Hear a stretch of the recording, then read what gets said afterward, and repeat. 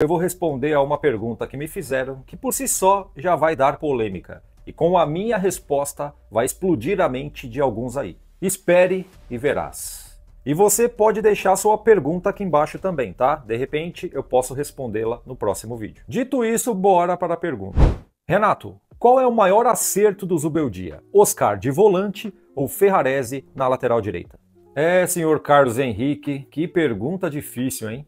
E se você quiser responder, capricha aqui embaixo, tá? Eu achei uma pergunta bem complicada de responder porque foram duas invenções fenomenais do Zubeldia. Os dois jogadores estão arrebentando nessas novas posições que o Zubeldia arrumou para eles. Só que eu vou votar no Oscar pelo grau de dificuldade e pelo tamanho do desafio que o Zubeldia teve. Veja bem, o Oscar chegou no São Paulo para ser o camisa 10.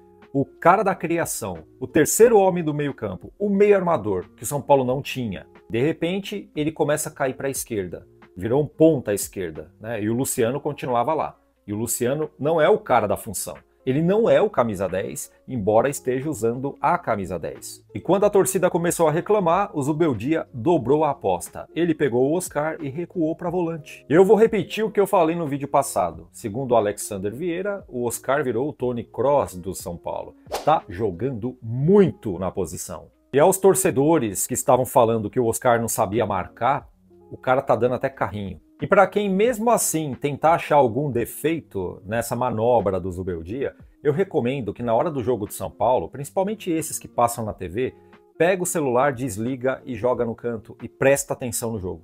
E o lado ruim dessa história é que o São Paulo continua sem o camisa 10. Tá? Tem o Matheus Alves que está fazendo uma fumaça na posição, mas o que predomina é o Luciano. E o Luciano não é o meio armador. E pensando pelo lado positivo, talvez seja a hora do Zubeldia inventar uma terceira posição para um terceiro jogador. Pegar o Luciano e colocar ele na cara do gol. O Luciano conhece o caminho do gol e todo mundo sabe disso. E já que no esquema do Zubeldia não tem ali um segundo atacante, você coloca o Luciano como centroavante para revezar com o André e com o Rian Francisco. E assim a diretoria economiza dinheiro porque não vai precisar trazer outro centroavante como eles querem. E o André Silva não vai ficar tão sobrecarregado assim.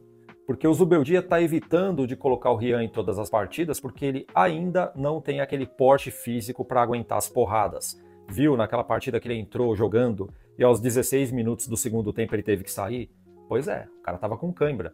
Saiu com dor, saiu mancando. Ele joga bem, é rápido, é jovem, sabe fazer gols, é habilidoso, só que o porte físico dele não sustenta. Uma coisa é jogar na base, outra coisa é você jogar no profissional. E outro motivo pelas quais a diretoria não precisa sair correndo para o mercado para trazer um cara para ficar no lugar do Caleri é justamente porque o São Paulo já tem um cara para ficar no lugar do Caleri e é até melhor que ele. Eu falo do André Silva. Sabe o Yuri Alberto, esse jogador do Corinthians que a mídia esportiva tá puxando o saco, tá pedindo ele na seleção brasileira? Ele tem 13 gols em 34 jogos nessa temporada. E o André Silva tem 13 participações em gols, sendo 11 gols e 2 assistências em 27 partidas. Por si só, o aproveitamento é bem melhor do que o Yuri Alberto, tá? Só que se a gente contar a minutagem, o Yuri jogou 3 vezes mais tempo do que o André.